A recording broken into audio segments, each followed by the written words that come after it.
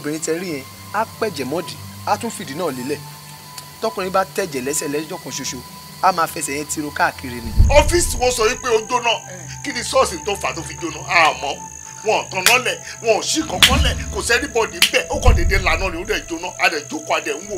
tó bá jẹ́ pé à ń tojú bolé ká tojú bolé á dẹ̀ tojú bolé náà dẹ̀ nìyẹn as long as tí a bá ti rí solution sọ̀rọ̀ ẹ̀gbọ́n mi àti ìyàwó ẹ̀ then I'm fine. Hey, are you alright? I'm not alright. Everything is not alright. Nothing is alright with me here. I can't see. I don't know about your wife too. Ìyàwó tèmi fẹ́ sílé, I trust ara wa.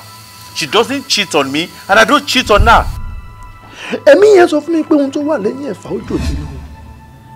Ohun tí ẹ bù mọ́lẹ̀ tẹ̀lé pé kò tó nǹkan kan. Ohun tó ń bẹ lẹ́yìn ẹ̀ mọ́mì tí ìránṣẹ́ yìí tí ò bá ṣọ́ra ohun tó ń ṣe àmẹ́mí ẹ̀ lọ́hùn.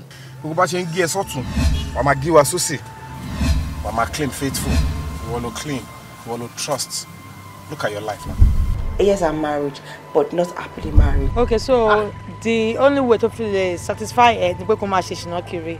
even nǹkan tí bá lọ sí club tó ìwà àtàwọn ọ̀rẹ́ máa ń lọ tí bá délé tí bá rí wọn máa ń sọ fún ẹ I've got nothing to hide. You know that saying that show me your friend and I'll tell you who you are. This place is too small for you. Kí ló ṣe fẹ́ máa ń gbé bí báyìí pẹ̀lú ìyàwó àtọmọ?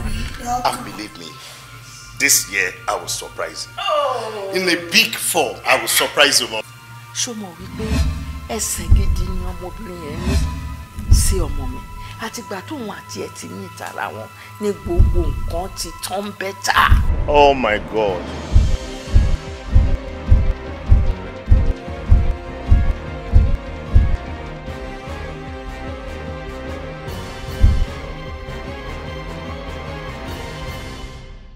Coming up next on OleguTV.com.